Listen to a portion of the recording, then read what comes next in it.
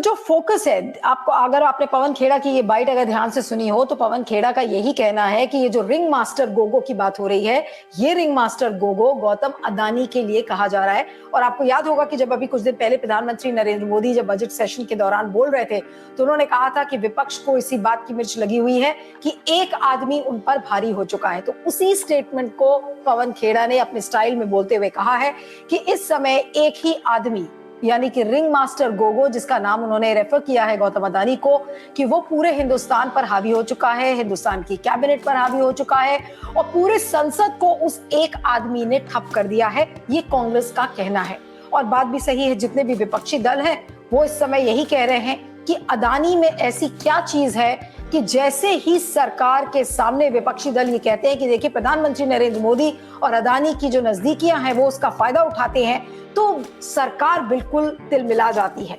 और जिस तरीके की प्रतिक्रियाएं सरकार की तरफ से आ रही हैं उससे बिल्कुल साफ जाहिर है कि अदानी का मुद्दा ऐसा लगता है कि सरकार पर हावी हो सकता है।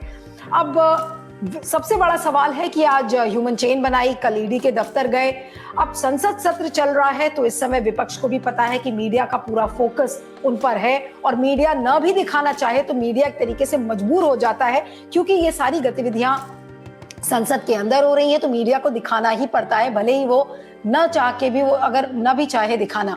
तो ये जो मोमेंटम इस समय विपक्ष ने क्रिएट किया हुआ है, क्योंकि बीच में ये हो गया था कि अरे अदानी, लोग ये बात करने लगे कि अरे अदानी का मुद्दा पीछे छूट गया है, अब मोदी सरकार तो जो चाहेगी आगे जैसे भी होगा वो चल पड़ेगी।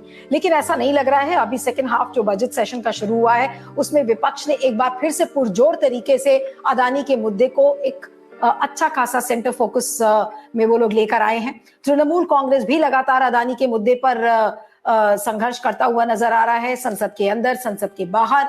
और भले ही वो उस कोएलिशन में ना दिख रहा हो जो पूरा जो एक ऑपोजिशन की यूनिटी सामने दिख रही है, लेकिन वो अलग तरीके से अदानी के मुद्दे को उठा रहे हैं। लेकिन सबसे बड़ा सवाल ये है कि ये जो मोमेंटम विपक्ष ने अभी क्रिएट किया है, उसको बनाया है, इस मोमेंटम को 4 मार्च तक जो हमारा बजट सत्र है वो चलेगा, लेकिन क्या ये मोमेंटम विपक्षी दल बाद में इसको बरकरार रख पाएंगे?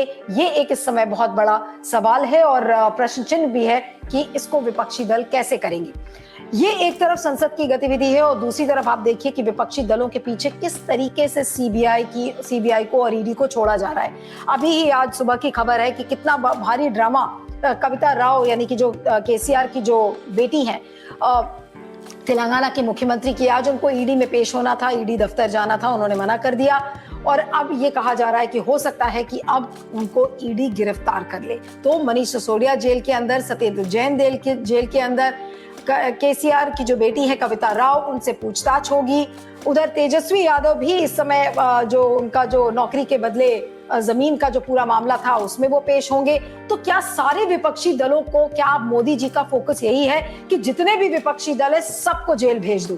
तो मेरा सवाल ये है कि क्या 2024 में जितने भी विपक्षी दल हैं क्या वो जेल के अंदर नजर आएंगे? संसद के अंदर कोई विपक्ष नहीं होगा? संसद के अंदर क्या केवल और केवल बीजेपी के सांसद नजर आएंगे? ये सब सोचने वाली बात है। लेकिन जो राहुल गांधी ने जो बातें कही हैं कि एक तरीके से लोकतंत्र का हनन हो रहा है और लोकतांत्रिक ताकतों को एकजुट करने का काम जो राहुल गांधी कर रहे हैं, आज ऐसा लगता है कि बीजेपी अपनी ही किरकिरी खुद से करवा रही है। बीजेपी भले ही उनको राष्ट्र विरोधी बता रही हो और देश विरोधी बता रही हो, लेकिन जिस तरीके से महुआ मोइत्रा ने भी आज सुबह ट्वीट किया है कि देखिए सांसदों का माइक बंद कर देते हैं और ओम बिरला को उन्होंने चुनौती दी है। ओम बिरला के बारे में उन्होंने ये कहा है कि भाई जब भी ऑपोजिशन के जो सांसद हैं वो बोलना शुरू करते हैं तो माइक म्यूट कर दिया जाता है।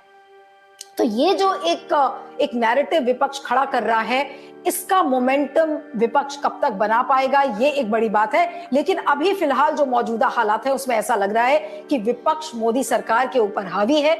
मोदी सरकार जितना भी चाहेगी कि अदानी से वो पीछा छुटा ले, लेकिन ऐसा होता हुआ नहीं दिख रहा है, क्योंकि अदानी, कई लोग विपक्ष में कहते हैं कि अदानी का जिन्न ऐसा है कि अब वो मोदी जी को नहीं छोड़ेगा। तो यही सवाल है कि क्या ये मोमेंटम विपक्ष बरकरार रख पाएगा ताकि अदानी का जो चस्पा है एक तरीके से वो मोदी सरकार पर लग जाए। इसके बारे में सोचिएगा और पार्लियामेंट से लगातार गतिविधियां आ रही हैं उसके बारे में आपको मैं बताती रहूंगी समय समय पर जितने भी अपडेट्स हो रहे हैं। और अगले घंटे जब मैं आपसे मिलूंगी तो मैं केसीआर की जो बेटी कविता राव है, क्या कुछ ड्रामा आज सुबह उनके घर पर हुआ है, उसके बारे में भी मैं आपको बताऊंगी। इस वीडियो को ज्यादा से ज्यादा शेयर करिएगा, फीडबैक दीजिएगा और बने रहिएगा मेरे साथ Q5 नेटवर्क पर। Thank you. कई बार आप न्यूज चैनल्स देखते हैं और देखते देखते बोर हो जाते हैं, क्योंकि आपको लगता है कि जो खबरें दिखाई जा रही हैं वो बिल्कुल बकवास है, जो डिबेट्स और चर्चाएं हो रही हैं